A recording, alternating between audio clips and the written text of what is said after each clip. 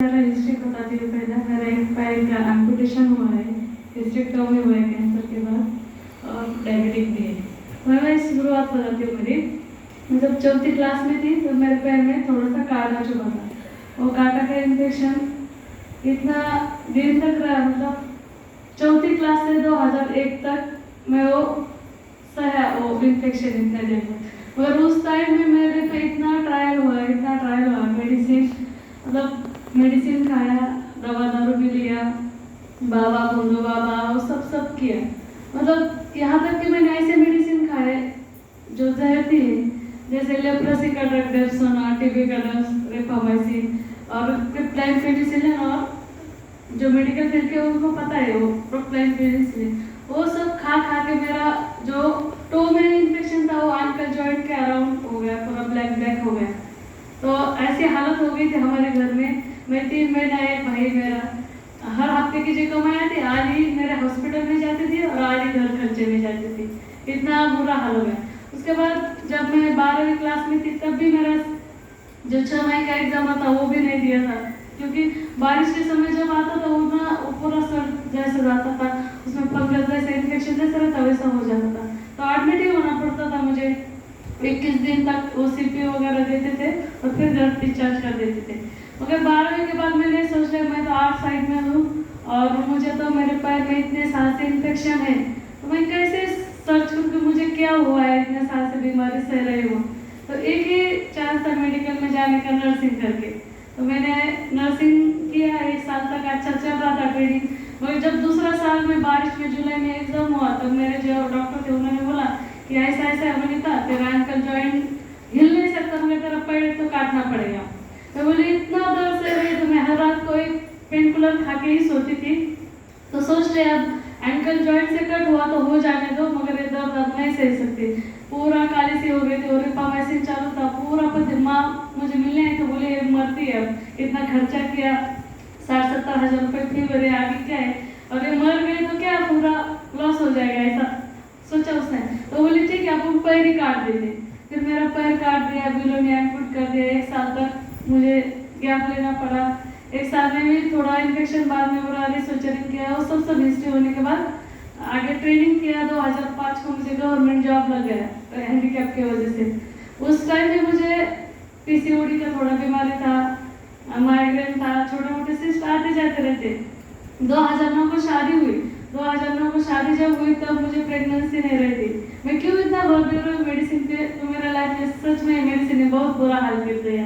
फिर मेरे वो प्रेगनेंसी नहीं रही थी तो डॉक्टर बोले अब एक मेटफॉर्मिन जैसी गोली वो खाओ, क्योंकि तुम ओबेज हो, PCOD हो, तो PCOD के लिए मेटफॉर्मिन चालू करना पड़ेगा। ठीक है, ले लिया। उसके बाद हार्मोन चालू किया कुछ तो सस्टेन रखने के लिए। मुझे 2011 को पहली प्रेगनेंसी रही। प्रेगनेंसी में पहले 1-2 महीने में अबॉर्शन हो गया। अबॉर्शन के बाद फिर पूरा ब्लड प्रोफाइल किया। ब्लड प्रोफाइल में डिटेक्ट हुआ है, डायबिटिक डिटेक्ट हुआ और टॉर्च पॉजिटिव आया। टॉर्च पॉजिटिव मतलब रूबेला इन्फेक्शन निकला उसमें। तो उसमें बोले 6 महीने आपको रूबेला मिलाने तक प्रेगनेंसी नहीं रखना है और ये दवा भी कंटिन्यू करना है और वो डायबिटिक का मेडिसिन सस्टेन करना है, कोई तो ये दोनों दवा चालू रखना है। ठीक है, पूरे सोच लिया दिमाग में ये दवा खाना है, ऐसा रहना है। फिर 2013 को सेकंड प्रेगनेंसी रह गया, मतलब पहले तो अबॉर्शन हुआ, सेकंड प्रेगनेंसी रह गया। पहले 3 मंथ में मुझे इतना मेडिसिन और हार्मोन दिया गया, क्योंकि प्रीसियस प्रेगनेंसी थी और डायबिटिक था, तो हार्मोन देके डायबिटिक का मेडिसिन चालू करके 7वें महीने तक सस्टेन किया प्रेगनेंसी। 7वें महीने में फिर से क्या बोले ये प्रीसियस है, डायबिटिक है, तो आपको इंसुलिन पे शिफ्ट करना पड़ेगा। तो मुझे 16 यूनिट तब TDS मतलब 3 टाइम इंसुलिन चालू कर दिया। 9वें महीने तक प्रेगनेंसी रखी। बाद में LSS हुआ, बच्चा अच्छा था, सब नॉर्मल था। फिर ऐसी जिंदगी कट रही थी। तो 2017 में अचानक पेट में दर्द होने लगा, तो डॉक्टर ने सोनोग्राफी पहले बोला था PCOD है, तो PCOD को हाथ नहीं लगा था जब सीजर हुआ था। तो PCOD का वो जो पैरा मिलकर रिजल्ट में पेन हुआ था, तो बोले आगे स्पॉट पेन है, वॉमिटिंग है, तो आप जाओ सोनोग्राफी कराओ। सोनोग्राफी में बोले वो सीनियर मैडम का हमको लगता है कैंसरस कुछ तो है, आप तुरंत CT स्कैन करवा लो। मॉर्निंग ड्यूटी खत्म हुई 2:30 बजे, 3 बजे सोनोग्राफी की, 5 बजे CT स्कैन किया कॉन्ट्रास्ट करके। तो उसमें आया 8 सेंटीमीटर का पूरा सिस्ट है आपके एब्डोमेन में और तुरंत ऑपरेट करना पड़ेगा। हिल गई पहले तो, अभी क्या इतना स्ट्रगल करके इतना ये सब किया, अभी कैंसर तो पूरा प्रोफाइल किया कैंसर का, मेरा CA मार्कर लेवल आया था 169, तब जब ऑपरेट भी नहीं किया था तब। तो घर में किसी को नहीं बोली, माँ को नहीं बोली, किसी को नहीं, फिर खाली बोली मुझे कल ऑपरेट करना है, थोड़ा सा काट है, तू जल्दी जल्दी आ जाए। तो उस टाइम इतना बारिश है, मेरी मम्मी 9 बजे आई पूना में श्रीरामपुर से, तो पूरा तैयारी हो गया, कल ऑपरेट था, सब हो गया। जब ऑपरेट होने के बाद डॉक्टर ने बोला कि आपका जो सेल निकला उसके आजू बाजू पूरा ब्लैकिश है और हिस्टोपैथ के लिए भेज देंगे। ठीक है, हिस्टोपैथ का रिपोर्ट आया, तो उसमें आया मेरा मैलिग्नेंट कैंसर। तो मेरी पूरी पैर से जमीन हिल गई, क्योंकि मैं तो रोने लगी जब माँ के सामने, मगर कुछ बोली नहीं, मगर सब जानती थी कैंसर कैसा था, वो क्या होता है आगे, पेशेंट कैसे जिंदा रहते हैं, लाइफ कैसा जाता है उनका।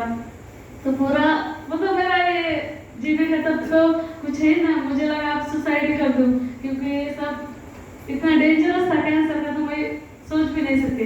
उसके बाद मेरा हिस्टोपैथ का रिपोर्ट आया, बोले 21 दिन अभी केमो लेना है, केमो लिया। रिपोर्ट आने के बाद फर्स्ट केमो में मेरे 7वें दिन पूरे बाल झड़ गए, और पाइल्स का पेन इतना था, इतना ब्लडिंग था मुझे केमो देने के बाद 7वें दिन।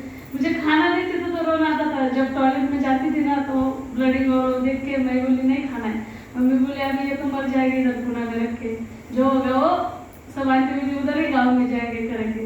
तो मेरा भाई और वो सब लेके मुझे गाँव चले गए। गाँव चले जाने के बाद सेकंड केमो लेना था, तो मैं इस साधन में कैसे जुड़ी हो गई, सेकंड केमो लेना था। तो मेरे मामा 2016 में तब सेवा सम्मेलन का शिविर किया था, और जब वो हॉस्पिटल में आए थे पुणे तब बोले थे तूने क्या पिछली मतलब बच्चादानी निकाल के अच्छा नहीं किया, एक ही बच्चा था रखना था।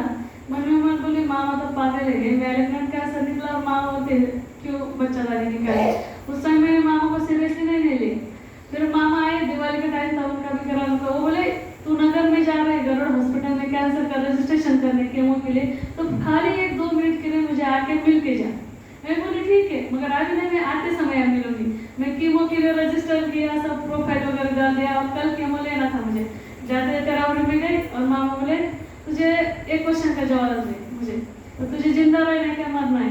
बोले 3 साल का बच्चा है, हस्बैंड है, इतना सारा फैमिली, लोन भी रखा था, गाड़ी सब था, अभी जिंदा है, कुछ तो करना पड़ेगा आगे 2-3 साल तो मुझे अच्छा जिंदा रहना है, क्योंकि ये सब निपटाना है मुझे, बाकी का पीछे का बाद में देखेंगे जो होगा।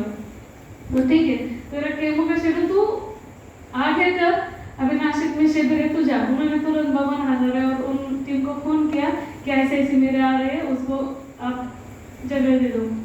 नासिक में शिविर में चले गए।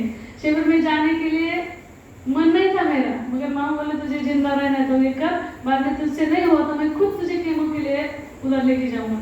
गई नासिक में जाते समय मुझे सेकंड केमो के लिए सब ड्रग्स वो ग्लूकोज में चढ़ा थे, तो मुझे 36 यूनिट 3 टाइम इंसुलिन था, मतलब इम्यूनोप्रोपाइड, उतना दर्द था मुझे क्या पता, थाई पे एब्डोमेन में कहीं भी लो, मगर नेक्स्ट केमो के लिए रेडी हो जाओ, क्योंकि इंसुलिन लेने के बाद ही शुगर तुम्हारा नॉर्मल आएगा और तभी केमो दे सकते हैं।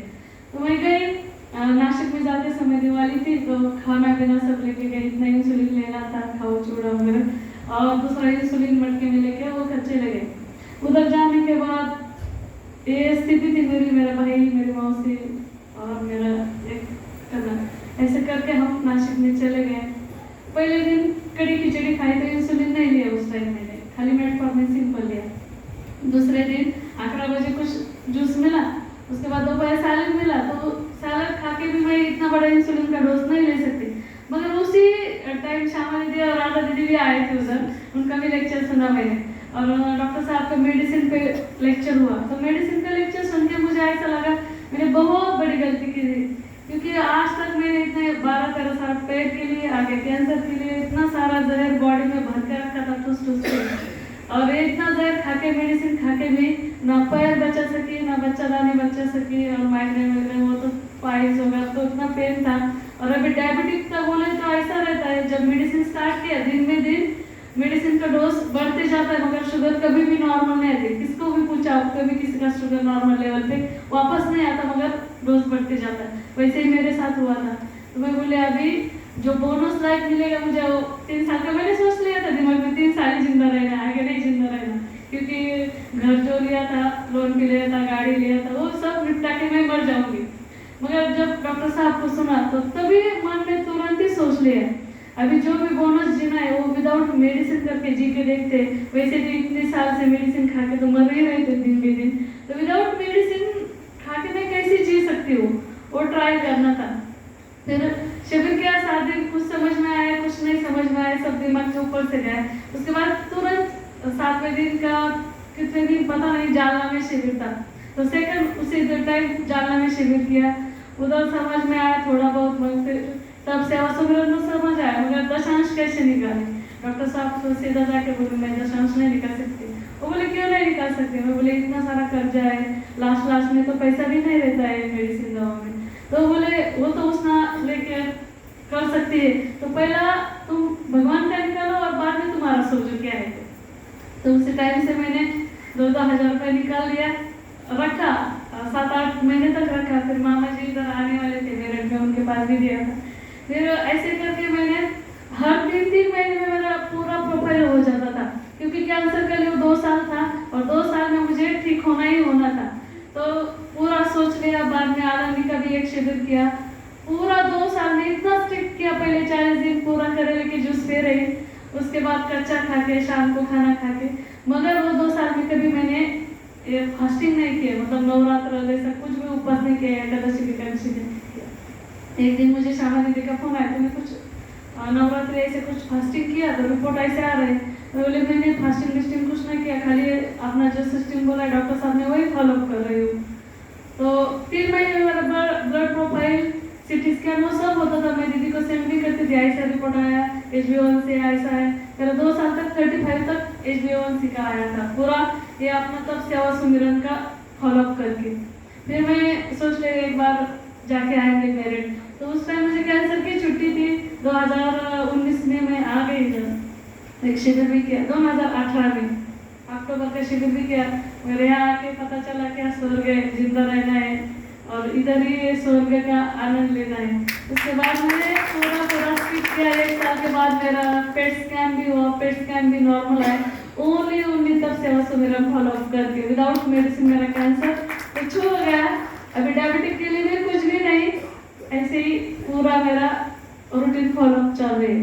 मगर कभी कभी होता है आगे पीछे खाने में, तो कुछ नहीं, ऐसे ही चल रहा है।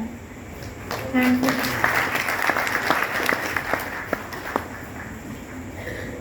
बहुत ही प्रेरणादायक।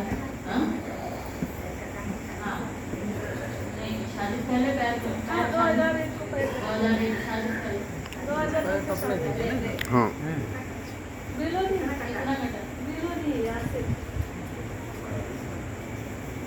तो एंकर जॉइंट मूवमेंट नहीं हो सकता।